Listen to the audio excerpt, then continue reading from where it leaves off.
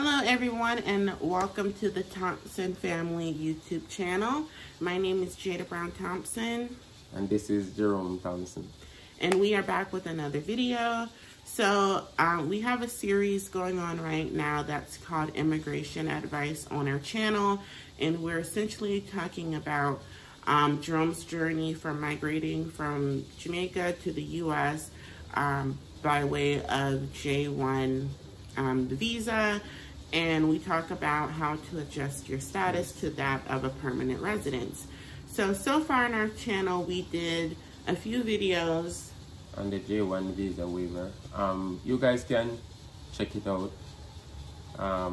We'll probably put the link in the description for those videos. So yeah, you guys can go back and watch those videos. If you have a 2-year home residence rule requirement, you can definitely go and check out those videos. Yeah, because we made several videos talking about how to waive that 2-year home residency requirement. So this video was actually requested. Right. This video was specifically requested by some of our subscribers. Yes, and thank you so much. If there's ever a time where you want us to talk about something along the lines of immigration advice or really anything, just drop a request in the chat or send us a message. But like Jerome was saying, this one was requested by one of our subscribers. Thank you, shout out to you.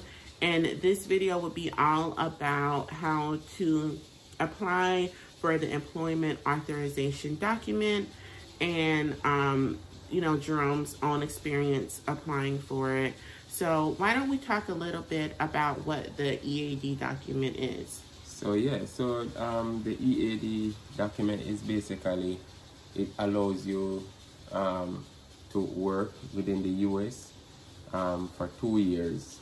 And with this application, you have certain supporting documents that you have to send to the USCIS for them to grant you the EAD.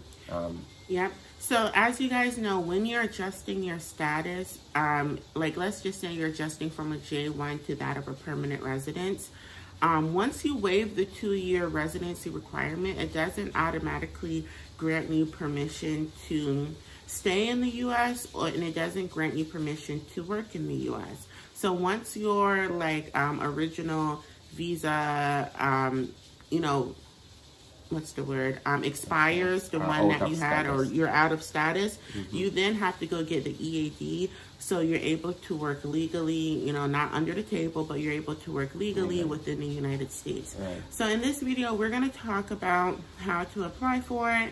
And also walk you through the process of applying for it. Yes, we're going to walk you through it. And so without further ado, stay tuned and make sure to subscribe, like, and comment. Okay, so the first thing that you want to do is to find the document, right? So the specific form is I-765, right? So just go on Google, like you see that we're on Google here, and you're basically going to Google U.S. Department of State I-765. The first result that comes up is I-765 application for employment authorization. Right, and you don't want to get this form anywhere. It is best to get it from the USCIS website. Yes. From the government website, because you know there are a lot of documents that is out there. Some of them are outdated, some of them are expired, and you want to definitely check those before. And we're not throwing shade to any other source of information, but there are expiry dates on these forms, so you want to make sure that you're getting it from the official USCIS website, because they're the ones that's going to be reviewing your application, right? So as you can see, we're on the website, and if you scroll down, here are the form details. So they have the forms and document downloads, as well as the edition date, where to file, when to file, filing fee, checklist of required initial evidence, form filing tips, special instructions, and then related links, right? So you can click through each one of those little tabs and get more information about each part of the process. And I also want to point out that, where is it? Sorry, under forms and documents downloads, there are instructions. And if you go through it, it talks about the expires date. You see it expires 2/28/2027. And then it gives you instructions, right? It's 7 pages of instructions that breaks down each part of it. So I do think that it's valuable for you guys to go ahead and look at that information. So we're gonna go ahead and just click right into Form I-765, which is a fillable PDF. So you can file, put in all of your information, right? And you're able to, as you can see, click on it, fill in information if you want. See, and it makes it so you don't make any errors. So also you want to ensure that you have Adobe Reader on your computer, because without Adobe Reader you're not gonna be able to put in the information. So you want to ensure that you have the Adobe Reader on your computer first. Yeah, so you need the Adobe. So Jerome, you go ahead and start giving your information about this form. So at the top, that's for the where is it, for USCIS use only. You don't want to touch any of those parts. So in the first part, you want to start where it says reason for applying, right? And you want to pick your reason for applying in the box.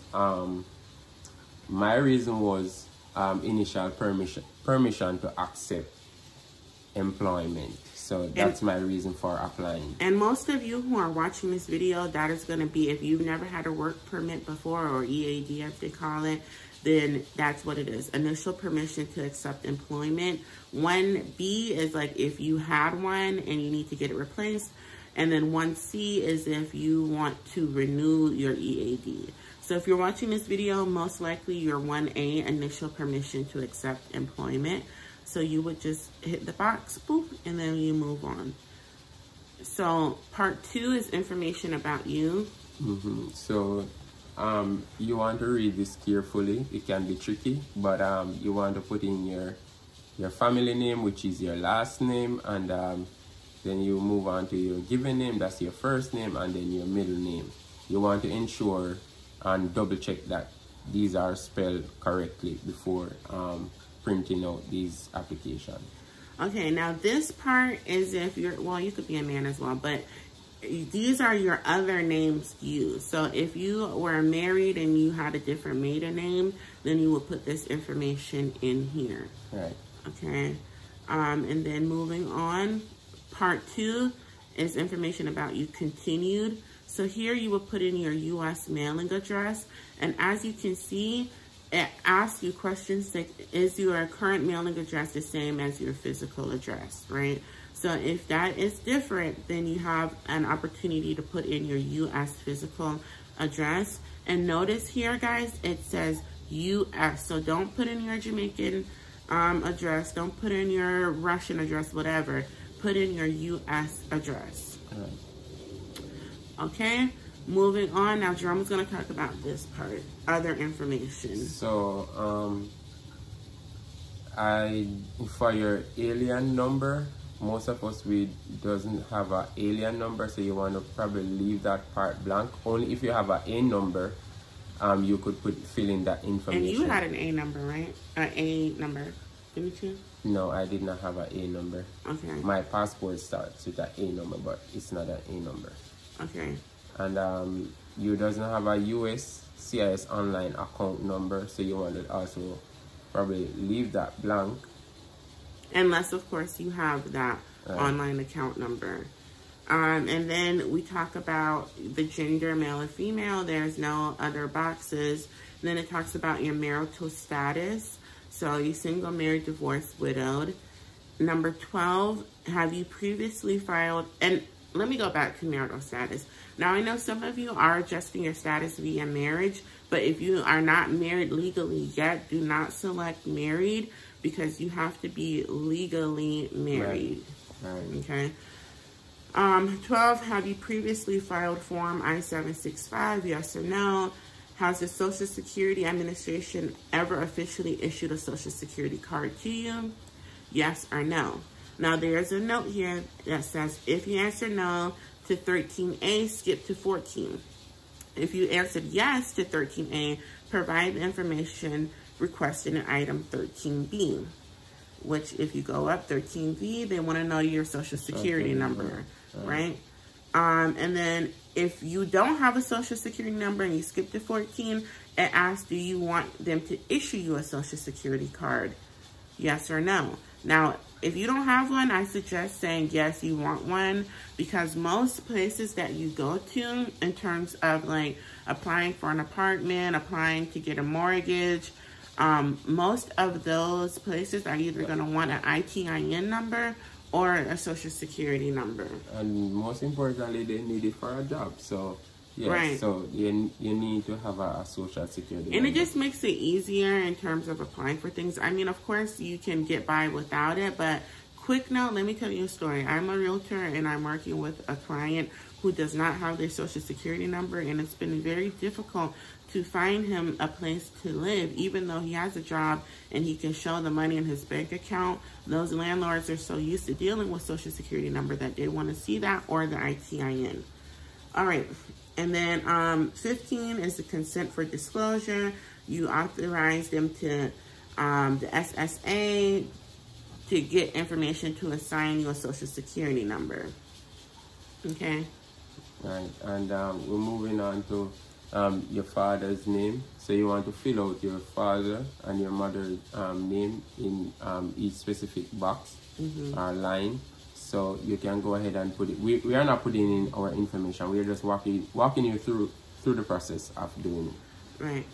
All right. And then skipping. Now, I do want to say one thing about your father's and your mother's name.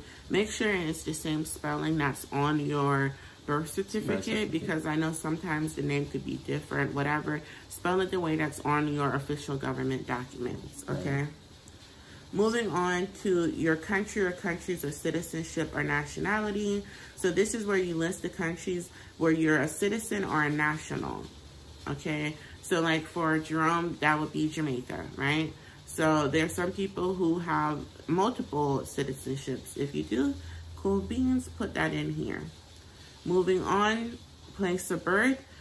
This is where you could put your city, town, village of birth, the state or province, the country, and your date of birth, okay? And now this is where we get to the nitty-gritty. So this is the information about your last arrival in the United States. I'm gonna let Jerome take this part away. So for the I-94 departure record form, you can get that information on the government website and retrieve your I-94. What government website? The US website. So you can go on Google, type in form I-94 form, and they will have a fillable form for you guys. And let's do that. Form I-94 arrival departure record number.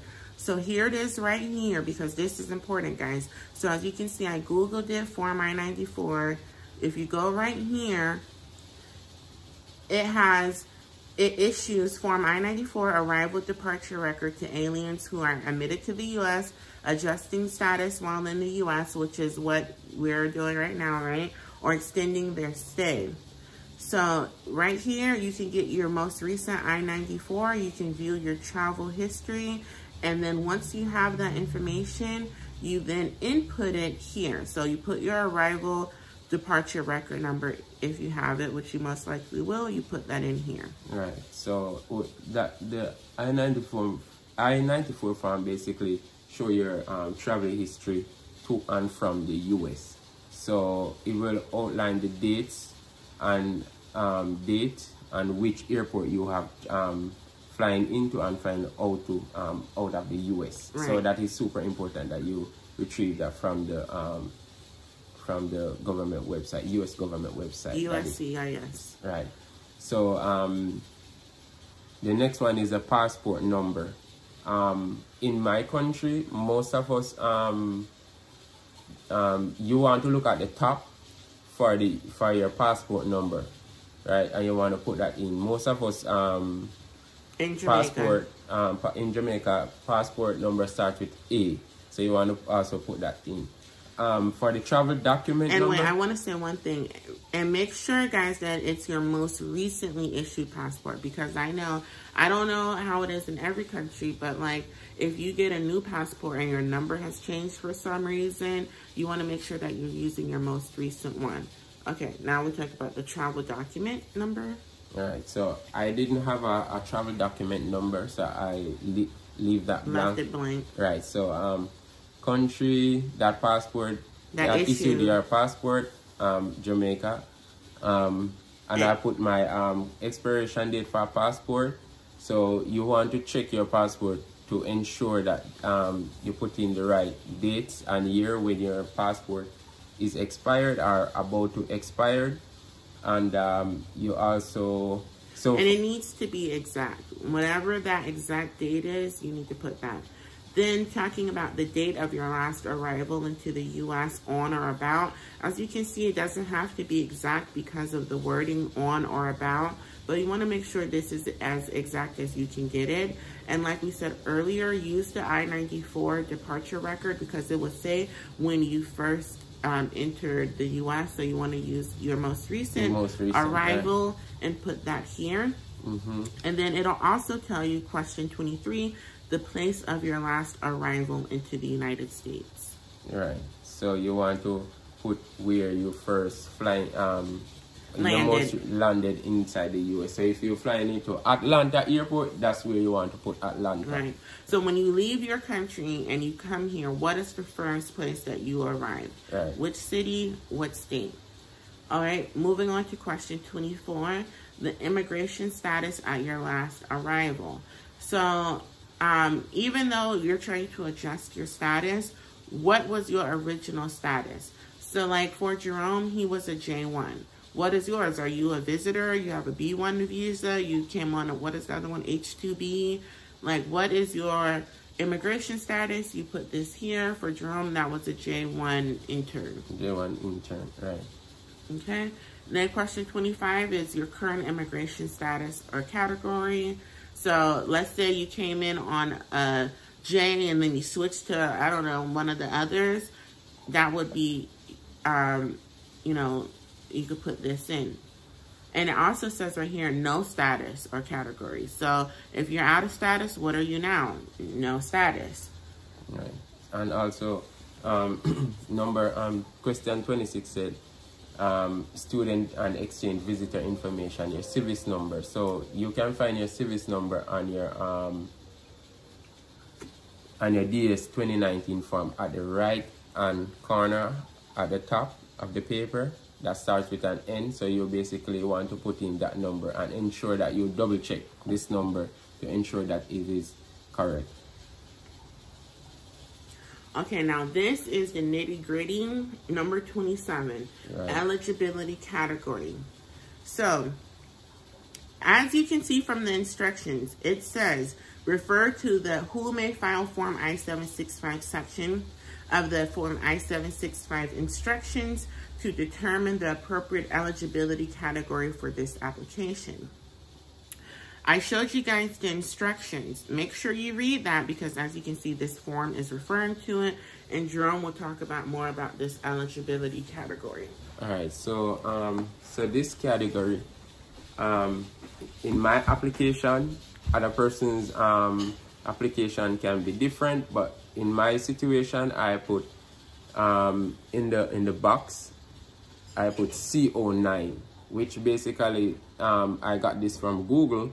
It says category CO9 on an employment authorization document refers to an applicant who has also filed for adjustment of status.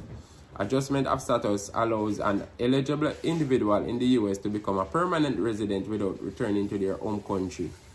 Category CO9 allows applicants to work in the U.S. while their application is being processed, providing them with an EAD duration of their adjustment of status, right? So you want to put CO9 inside the box, right? Because you want to, your purpose is to adjust your status and get a work permit while your I-485 is pending. And I want to note that we didn't just pull this out of our butt, okay? This C09 came from an attorney, okay, who advised one of Jerome's brothers, who is also going through the same thing of adjusting status, right? And the attorney put that in. And so while we were comparing forms, we were like, okay, what is C09? And as you can see, Google, power of Google.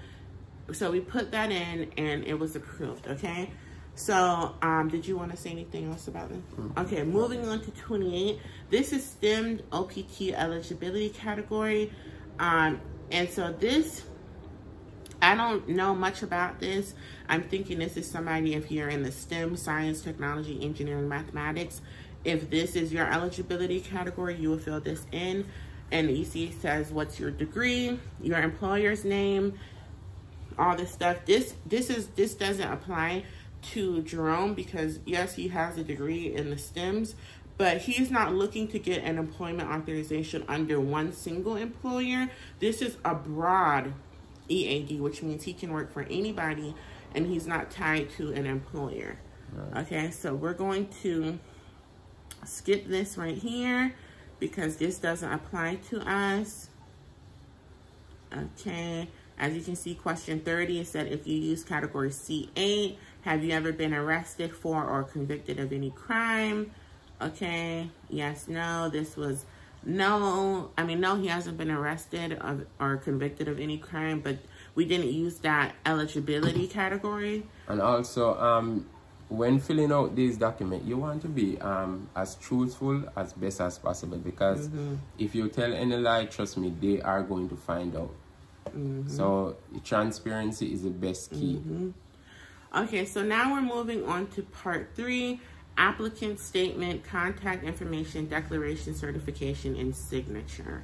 Okay, so right here, we just talked about being truthful. It says right here, read the penalty section of Form I-765 before completing this section. Okay, you must file Form I-765 while in the United States.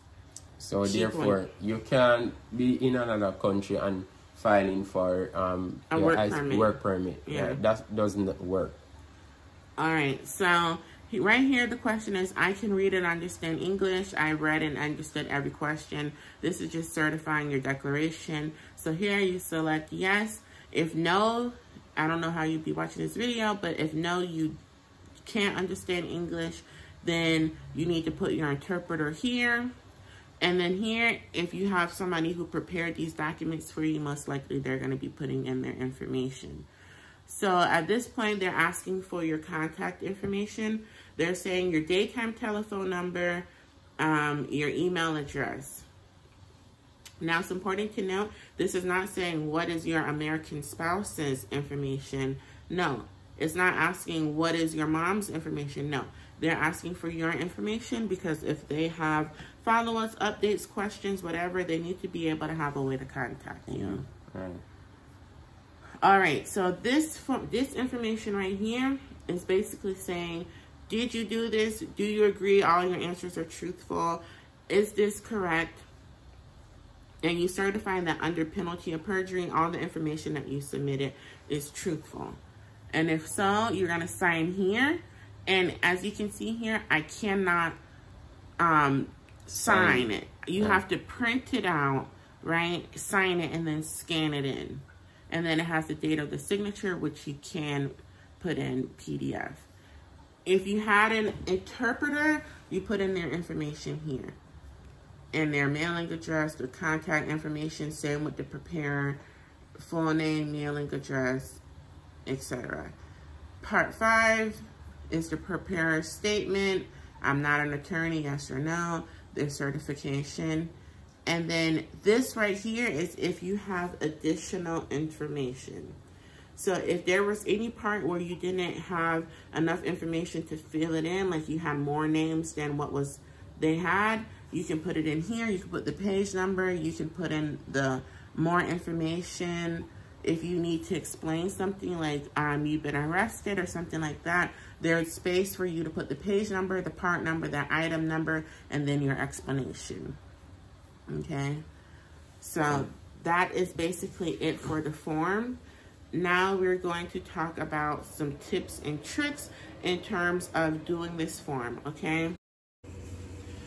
Okay guys, so now we're going to talk about some tips and tricks when it comes to filing your EAD. Now for full disclosure, Jerome applied for his when he filed I-485, which is the form you use to apply for adjustment of status. Yes, to a permanent residence, aka green card. So he also filed this form, the I-765, the application for employment authorization, at the same time. Right. So there's no fee to apply for the employment authorization, but if you're applying while you're simultaneously applying for the green card application, then there is a fee, and it changed recently. So make sure that you're getting the most updated information, because he did his before change. So make sure you're getting the most updated information on USCIS.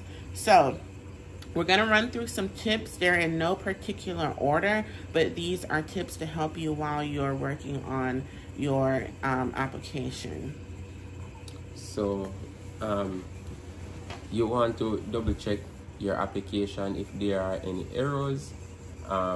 If you have your spouse with you, you can also run it over with them to ensure that there are no errors. And I do want to point out that if there are errors, it's going to slow down your application, because remember guys, if you're filing this with your I-485, there is a lot of information that you're putting in, and if you're doing this in one sitting, or even if you're doing it over multiple sittings, you are liable to mess up, right? And when we were reviewing Jerome's, there were errors in it that we had to correct, because you want to correct it at home and it's like, okay, no big deal. You don't want USCIS to be like, what is this person talking about? This is all over the place, because it's not going to look good for you, right? So make sure that you have someone, like Jerome said, your spouse, a friend, who can look over this information with you and make sure that it's correct. So the disclaimer is, we are not an attorney, so if you need immigration advice, please consult an attorney. An immigration lawyer will walk you through. They will do the application for you. This is our experience, and it has worked. We have, well, not we, but Jerome has been approved for everything that we've applied for, the waiver, the EAD, the travel document, all these things he has been approved for. So this is just saying what a straightforward approach. We don't have anything that was really out of the norm. So if you have something that you have to question, this is your future. So make sure that you consult an attorney. But if your situation is similar to ours, you might be able to do this on your own. Right. So the next piece of advice that we have for you is you want to gather all your documents, right? So in my case, when I was doing my application, I had I would say I-765 application with supporting documents. I laid those out paper on the table and put all the application with supporting documents. So therefore, I can't just put it over on the I-485 side to get it all over the place. I want everything in one place, so that when I send off my application, they are not all over the place. Because when these documents go to the USCIS, you don't know who is going to look over them. So you want to ensure that they are in place. And one thing that Jerome did, which was really smart, and I have it right here, was he got some of these little stickies like this, right? And he wrote on them, on the line, what it was, so that he was organized and able to find it in one central location. Right. So you could for example, I would say I would write on this I-765 application, and I will put it at the end of the paper, so that when the officer is looking over my documents and he wants to see the passport or whichever documents he wants to see, he can look at the sticky note here and then skip to that page. So that is super important, that you want to get these little page mates, they're called, and they're in different colors. So if you're somebody who likes to cross-reference, this is really helpful to have. Also, I want to say, when it comes to providing your documentation, I'm going to reference you back to the USCIS website, and for every form that they want, they have a checklist of the general requirements that they want. So like for Form I-765, they have a checklist, and it says they want a copy of Form I-94, your arrival departure record front and back, a printout of your electronic Form I-95, your passport or other travel document. They want a copy of your last employment authorization document if applicable to you. They want 2 identical passport style photos. They want Form G28 if you're represented by an attorney or an accredited representative. And if you previously were issued a card, they want a copy of your government issued identity document. So they're telling you right there what they want. That's why it's important to read. And I know a lot of us don't like to read. It's important to read because they're literally telling you what they want.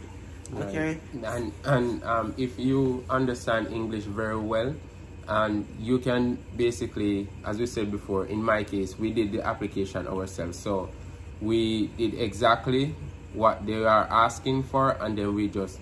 And they exactly approved it. Right. All right, next advice. So the next advice is that we make sure that you check the USCIS website for the most up-to-date information and instructions before applying, because it does change. It does change. It does change like every day. Because in my case, when I was applying, if I did not send my documents, say I think I applied last year, 2023, and on the expiry date, I was, like we were saying before, please check the expiry date on the application form because they change very regularly. So you want to check those. There's updates to the form, and if you use a form that was not last updated, you can be in trouble, and they're going to say, we need this done. So you don't want to get in the process of like, they're saying this is not the right form, this is, no. It literally says on the website when the form expires. And like we said, the form I-485, the filing fee has changed from when we did the application. So make sure that you're monitoring these things. And it's not hard to do. We're not saying that it's hard, but just make sure you're cognizant of these things. Now, one piece of advice that I have for you, we've gotten a lot of questions about how long does this process take? Yeah. Well, we don't work for USCIS, so we're not able to tell you how long your individual application would take because it depends on the time of the year. Are there more applications than they usually receive? And then, as you guys know, for certain types of relationships in terms of green cards, there's a limited number versus an unlimited number. Right. So for marriage-based green cards, there's an unlimited amount of green cards that are available. But for other type of relationships like sister and brother, there may be a delay. So I'm saying all of that to say we can't tell you how long your application is going to take because we don't know your individual circumstances, nor do we know the circumstances of USCIS, right? So but what we can tell you though, you can expedite this application. Right. Right. So in my case, I expedited my application, but you would have to reach out to us, and we can tell you how you guys can expedite your application. But you can definitely expedite your I-765 application form. Yes, and so maybe if you guys like, comment down below and let us know if you want a story time about how we were able to expedite Jerome's application, the circumstances behind it. And I also want to mention that wherever you live in the U.S., right, there is representatives who have been voted into power that are supposed to represent their constituents, right? So one thing that we learned during this process is that you can reach out to your congressional representative and they can make a request on your behalf in order to move along the process of moving on your application. So for instance, in our area, our representative was Don Beyer, right? He's a congressman or a senator? He's a congressman. So basically you reach out to their office and you say, hi, my name is Jane Doe, and I would like to get your help with speaking to the State Department, expediting your application, and you will state for whatever reasons you want to expedite your application, and let them know about you. Let them know that my partner is a voter in your district. We live in this place. I am trying to get my work permit. I'm trying to get my green card. I want to live here. These are my qualifications. And let them know. Send them an email. Call them on the phone. And one of their interns will reach out to you, let you know if they can help you or not. And then if they do, you will see on your USCIS online account that there was, what did they say on it? Government interest or some type of, like, what did it say? When Don Bayer office reached out to you, it was like government interest or something like that, right? I don't remember. I don't remember the exact wording, but it's basically like they were saying someone from a government office reached out to us on their behalf, and they had it noted on there. And I really believe that helped the application move forward. So whoever your congressman is for your area, reach out to them, okay?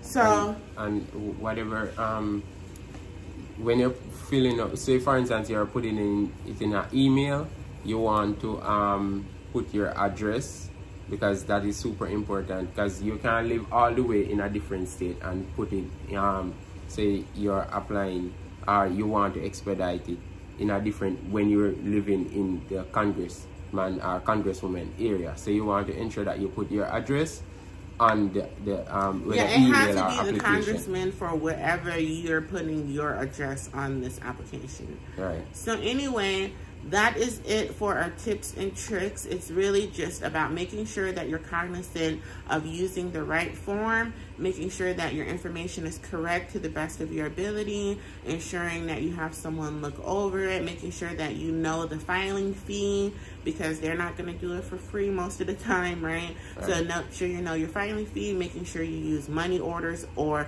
cashier's check, right? You can't send them cash. No. So, and it's also just making sure that you understand the process. If you're watching videos like this, you're already on your way of doing it. And if you guys like, let us know. We can do a video about how to get your travel document, even if you're still waiting on your permanent residency card. Comment down below and let us know if you'd like to see something like that. And I think that really is about it, right? Right, yes. So that's basically summed up our video. I hope you guys enjoy watching this video, and make sure to subscribe, because we have a lot of great content out there about this. And then we're also going to talk about the reverse, when you're a US citizen and you want to move to Jamaica, right? So we're going to talk about that. And yeah, so make sure you comment, like, and subscribe. Share the video up. Share it. Share it to your Jamaican counterparts, because a lot of Jamaicans are asking about this for real. Yeah. So make sure you send it. And with that, guys, let's reconvene, and we'll see you in our next video. All right.